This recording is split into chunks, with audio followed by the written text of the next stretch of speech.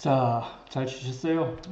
ENG 촬영과 조명 2주차 강의 2차시 시작하겠습니다.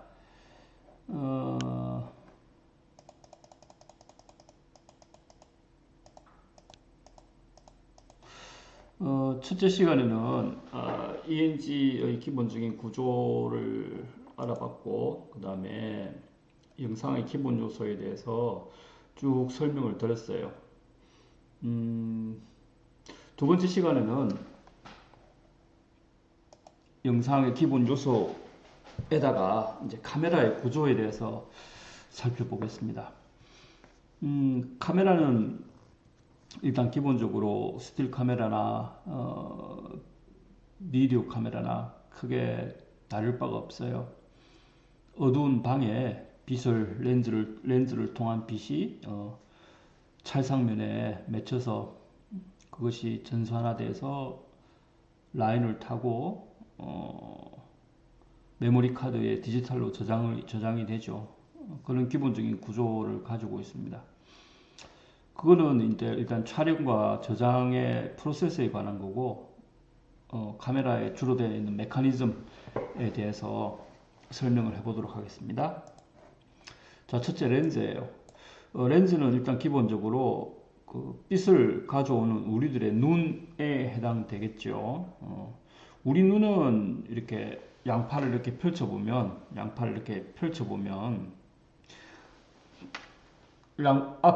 앞을 보는 상태에서 양팔을 이렇게 손을 움직여도 보이지가 않습니다. 즉 말해서 우리 눈의 시야는, 지금 이 그림을 참조를 하자면 우리 눈의 시야는 180도가 안 돼요. 여기 180도가 이렇게 되어 있는데, 이 180도가 되는 동물이 있는데 어떤 동물이 있어요? 네, 물고기 생선이 이 180도가 되죠. 우리는 한 135도 정도 됩니다. 135도 이렇게. 예? 그래서 우리 눈은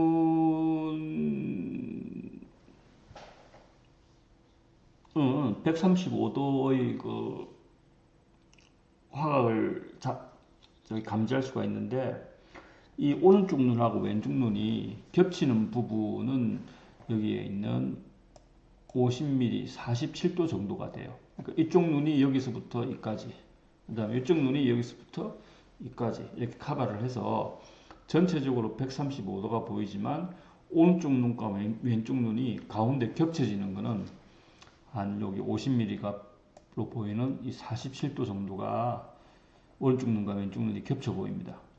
그래서 이 50mm를 여기 표준 렌즈라 그러는데, 표준 렌즈로 찍으면 표준 렌즈를 통해서 사물을 이렇게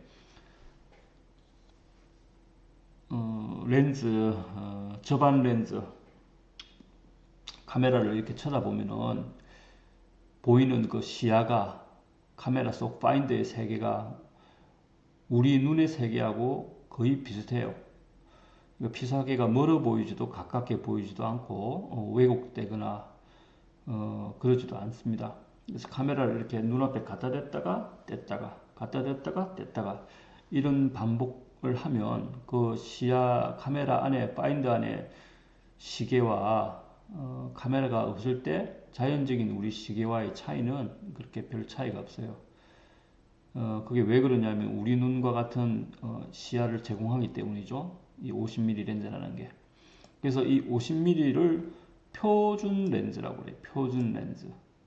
이 50mm라는 거는 5cm를 말하는 거 아니에요? 5cm라는 거는 초점 거리를 말하는데, 요 렌즈 끝에서 이 찰상면이 맺혀지는 요 거리, 요 거리가 5cm라는 거예요. 5cm.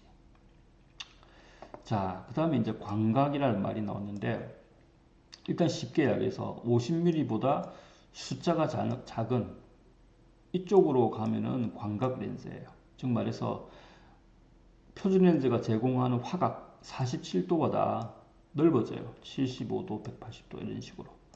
그래서 28mm, 뭐 15mm, 7.5mm 이렇게 50mm보다 숫자가 작아지면 이거는 화각이 넓어지는 광각 렌즈구나 이렇게 생각하면 돼요. 여기 써 있죠? 광각 렌즈. 그 다음에 이제 요 광각 렌즈보다 더 광각이 된다는 거는 이제 어안 렌즈 180도 이상. 이거는 카메라를 들면 여기 180도 오른쪽 끝하고 왼쪽 끝하고 여기 180도가 다 보여요. 이렇게 다 보여요. 마치 그 사진이 동그랗게 보이겠죠? 그걸 어안 렌즈라 그래요.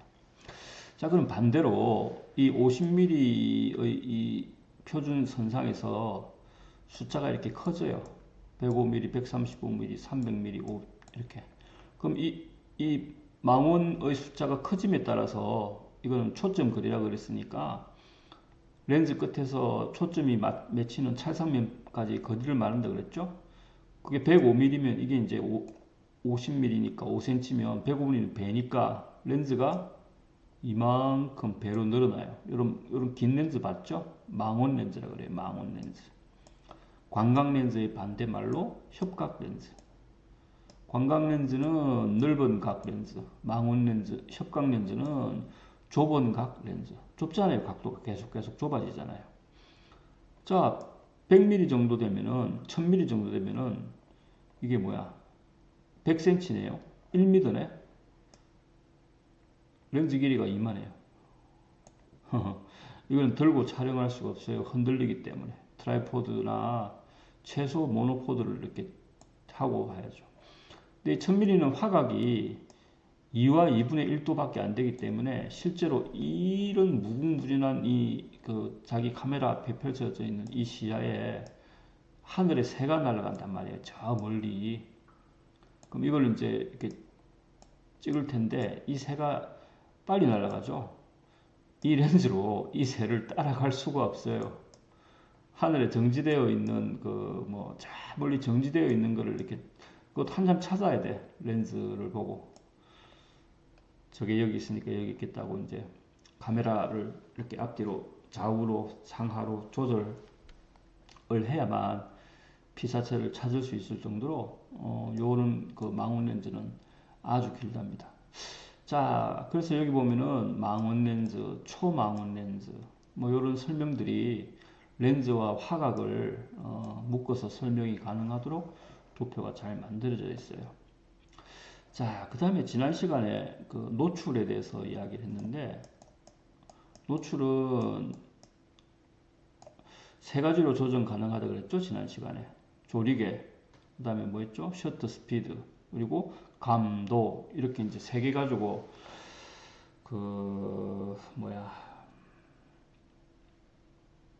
노출을 조정을 할 수가 있는데, 자, 여기서는 조리개에 대해서 한번 알아봅시다. 조리개는 여기 밑에 보이는 게 조리개예요.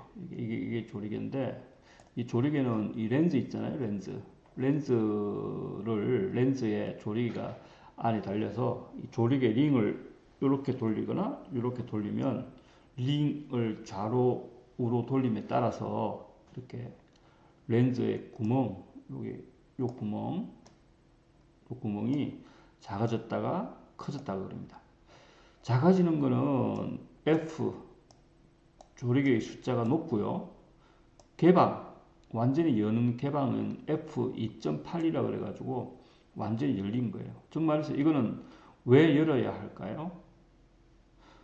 그렇죠. 어두운 곳에서 찍으려면 빛이 많이 들어와야 겨우겨우 보이니까 이 렌즈의 조리개를 활짝 열어야 돼요. 반대로 렌즈 구멍을 이렇게 작게 했어요. 왜 작게 해야 돼요? 빛을 소량으로 조절을 해야 되니까 이렇게 조리개를 작게 만들 수밖에 없죠. 이거는 어떤 경우에 이렇게 조리개를 작게 만들까요? 예, 그렇습니다. 밝은 해변, 한낮, 땡볕, 뭐 이런 어마어마한 게 빛이 많은 현장에 가면 조리개를 이렇게 닫아야 돼요. 그래야 적정 노출이 가능합니다. 우리 눈도 보면은 밝은 날에는 눈이 잘 안 떠지죠. 눈을 이렇게 옆으로 갸름하게 떠서 우리 눈 스스로 빛의 양을 조절하기도 하죠. 이 카메라는 좀 바보 같은 게 적정 노출이라는 게 있어가지고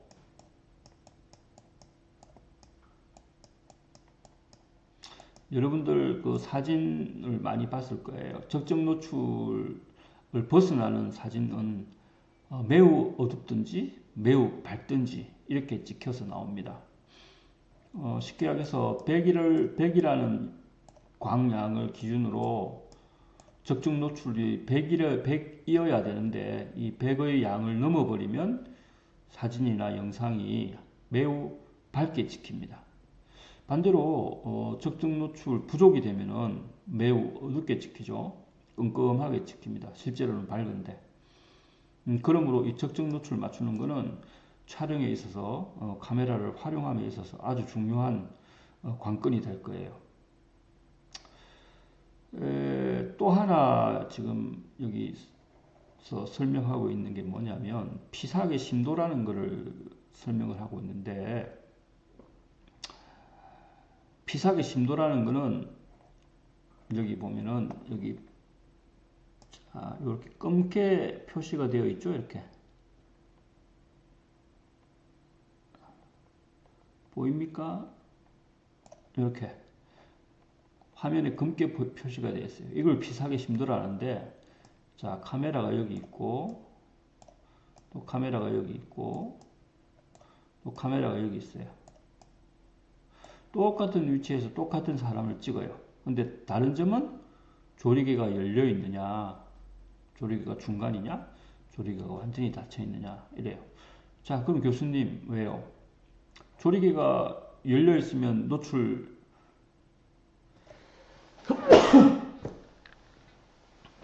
아이고 미안합니다. 노출 과다가 돼가지고 저기 뭐야 하얗게 밝게 나올 거 아니에요. 물론입니다. 이거를 보정하기 위해서 아까 조리개와 뭐라 그랬죠?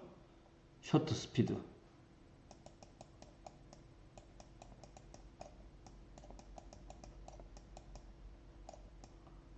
그 다음에 감도,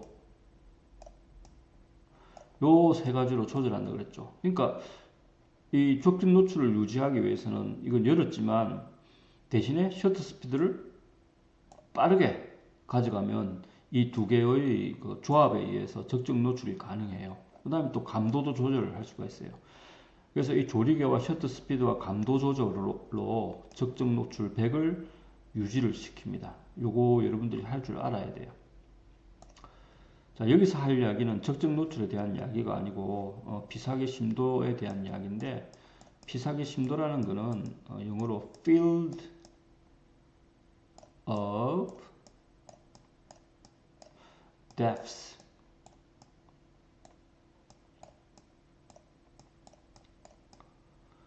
깊이의 그 정도, 깊이의 심도를 말하는 거예요. 깊이의 세계, 깊이의 범위, 깊이의 범위라고 번역을 하면 정확하게 맞겠네요. 근데 우리나라 번역은 피사계 심도라고 되어 있고 영어식 표현은 field of depth예요. 이 depth라는 말이 뭐냐면 이게 depth to depth, 가까운 거리에서 저 먼 거리까지 쭉 이어지는 이 깊이, 이걸 depth라고 그러죠. 자, 여기 조리개가 완전히 줄여져 있는 F22 상태에서는 field of depth가 높을까요? 낮을까요? 예, 높습니다. 즉 말해서 1.5m 길이에서 저 뒤에 10m 길이까지 초점이 심도가 깊어요. 그러니까 사람이 여기 서 있으나 저 뒤에 서 있으나 이 사람은 뚜렷한 상을 얻을 수가 있습니다. 어떻게 하면? 조리개를 줄이면. 반대로 조리개를 이렇게 개방을 하면은 이 사람의 서 있는 요 공간, field of depth가 아주 좁아져요. 여기밖에 초점이 안 맞아요. 이 사람이 여기 서 있거나 여기 서 있으면 뿌옇게 찍힙니다. 왜? 피사계 심도가 낮기 때문에. 왜 그런 효과가 나오느냐? 조리개를 개방을 했느냐, 폐쇄를 했느냐의 차이에 따라서 이 초점이 맞는 범위가 정말해서 피사계 심도, field of depth가 깊어지고 또 얕아집니다. 중간은 그 중간이겠죠. F8 같은 경우에는. 그래서 사람이 여러 명 서 있는데 초점을 다 맞추고자 할 때는 피사기 심도를 높이기 위해서 조리개를 줄여야 되고요. 결혼식 사진처럼 신랑 신부만 잘 나오고 뒷배경 뿌옇게 나오게 하려면 일부러 조리개를 개방을 합니다. 대신에 셔터 스피드는 높게 해야 되겠죠. 여기도 그런 경우가 똑같이 적용되는데 조리개를 줄였으므로 셔터 스피드는 어떻게 해야 될까요? 빠를까요? 느릴까요? 조리개를 줄였으니까.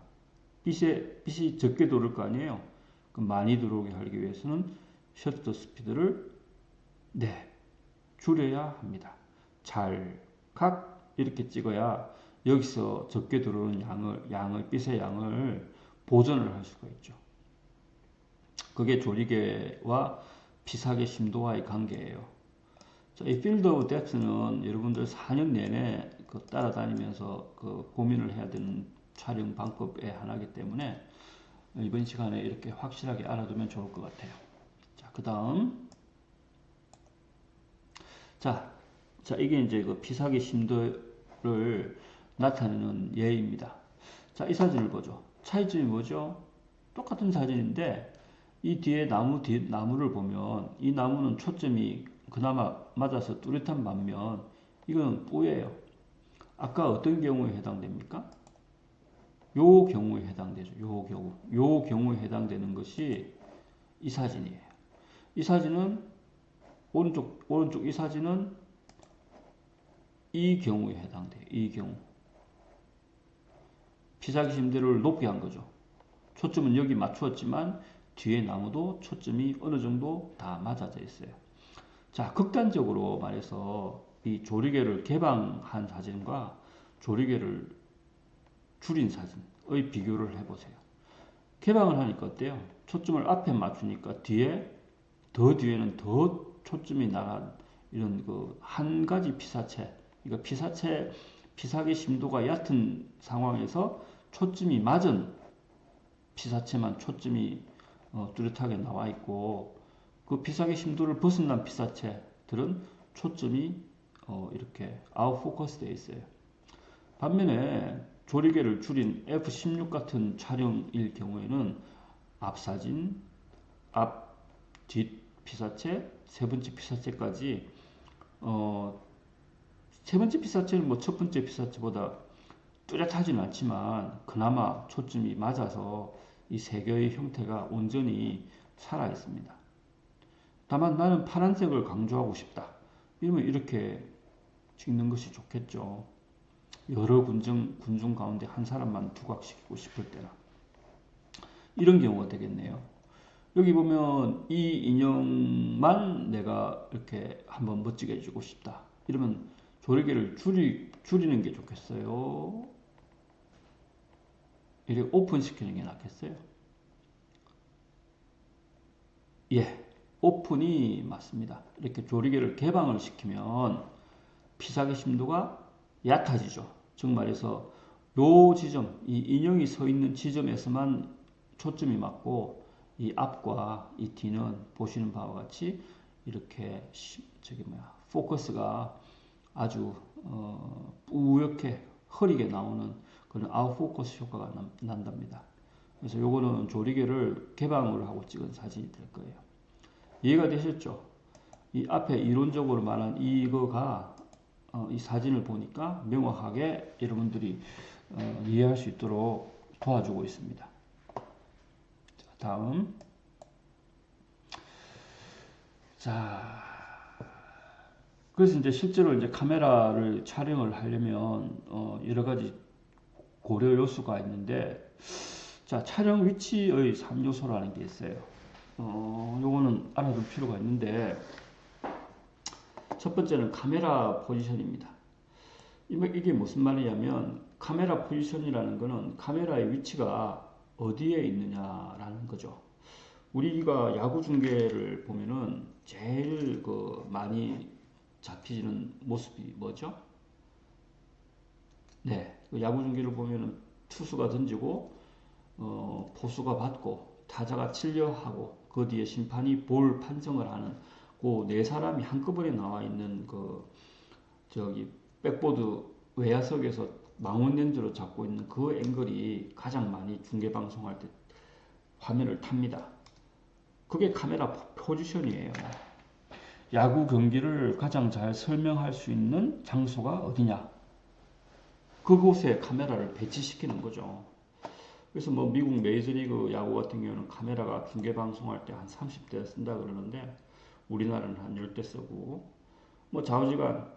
근데 카메라가 줄면 줄수록 그 다음에 장비의 성능에 따라서 성능에 따라서 고려 요소가 달라지겠지만 카메라를 어디에 설치하느냐, 즉 말해서 이 피사체, 야구 경기라는 피사체, 혹은 인물이라는 피사체, 또 혹은 뭐 사건 사고라는 피사체, 그런 여러 가지 상황에 따라서 이 카메라의 위치가 포지션이 어디에 있느냐가 아주 중요한 고려 요소가 될 거예요. 그 다음에 포지션이 정해져 있으면 화각과 촬영 거리를 정해야 됩니다.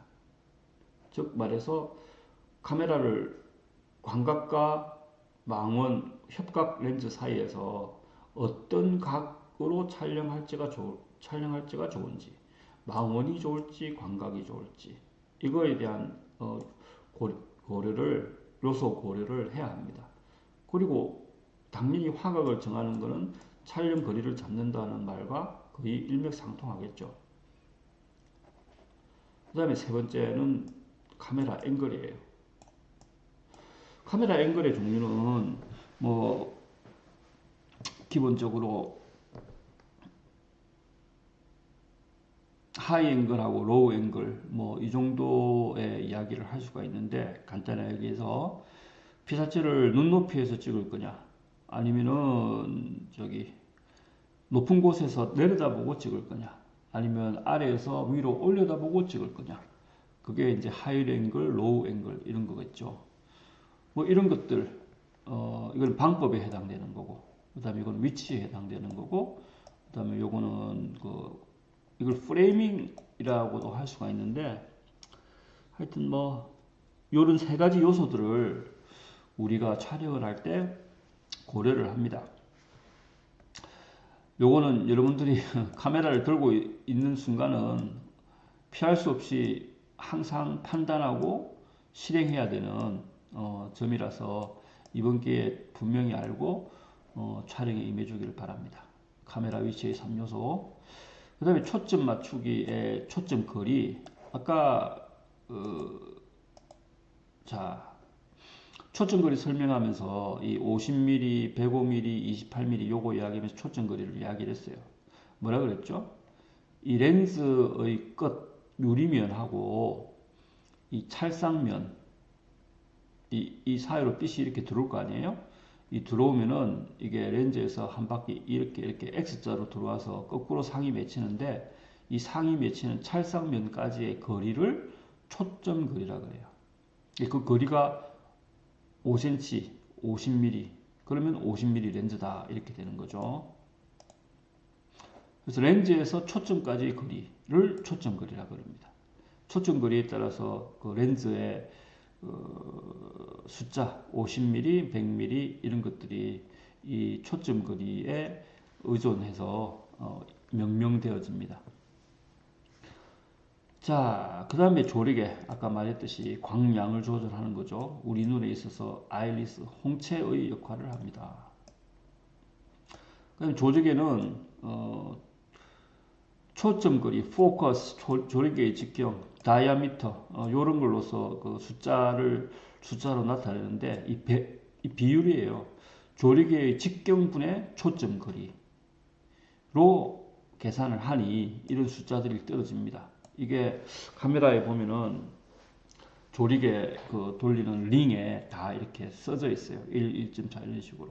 아까 이야기한 대로 숫자가 적으면 조리개가 많이 열리는 겁니다. 반대로 숫자가 작으면 작을수록 조리개가 작게 열리는 거죠. 광량이 따라서 광량이 적게 들어오고, 숫자가 숫자가 적을수록 광량은 많이 들어오게 되어 있습니다. F팍 구하는 공식은 조리개의 직경분의 초점거리다. 뭐 상식적으로 알아두면 좋겠죠. 그랬더니 이런 값이 나옵니다. 1, 1.4, 2, 2.8, 4.5, 4. 그 다음에 5.6, 8, 11, 16, 22 이렇게 이런 거리가 나옵니다. 자, 이번 시간을 정리하는 의미에서 이 피사계 심도와 렌즈, 조도, 피사계 거리, 초점 거리, 심도 이런 걸 일목요연하게 설명을 했어요. 자, 봅시다. 피사계 심도가 깊어지려면 초점 거리는 짧아져야 돼요. 무슨 말이냐면 광각 렌즈가 돼야 되니까. 광각 렌즈는 피사계 심도가 아주 좋습니다. 그다음에 구경은 작아야죠.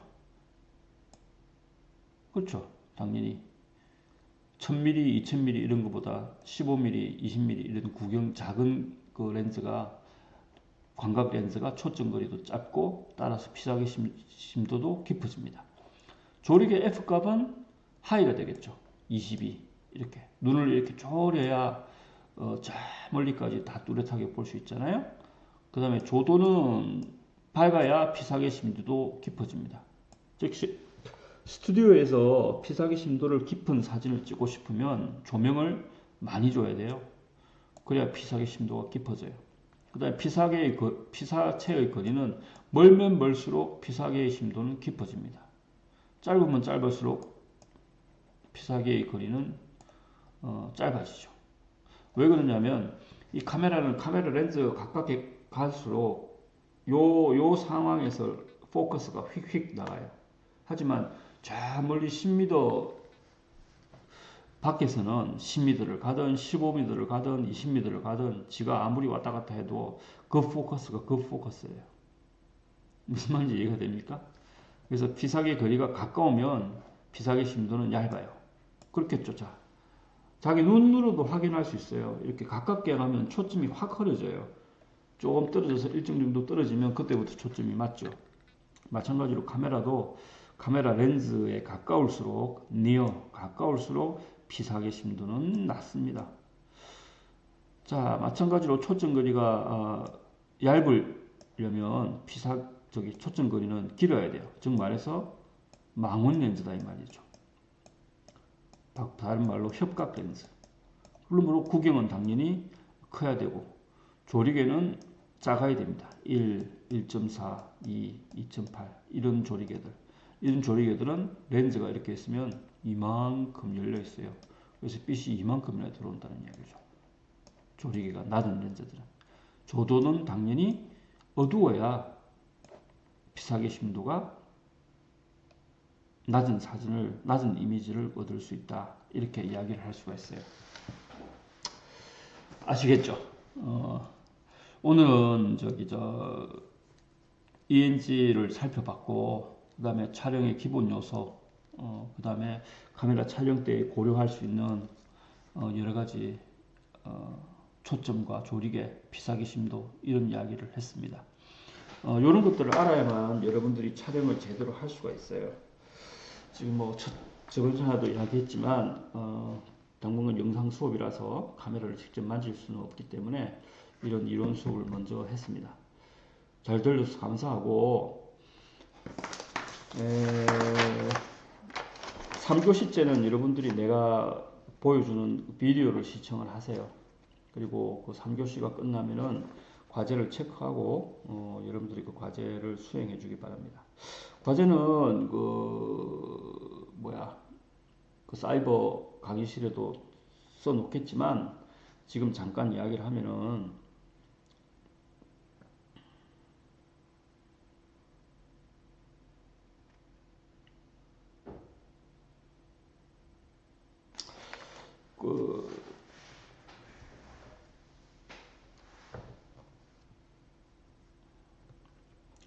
샷 중에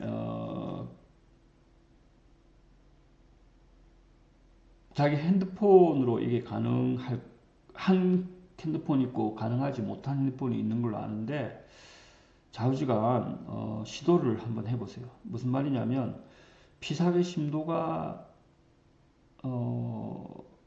깊은 사진과 얕은 사진을 시도해 보세요.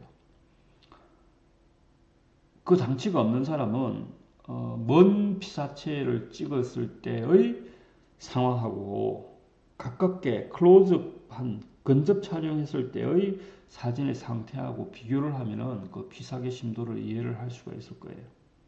그 사진 두 장을 핸드폰으로 찍어서 저에게 보내주세요. SNS나 이메일을 통해서. 그게 과제입니다.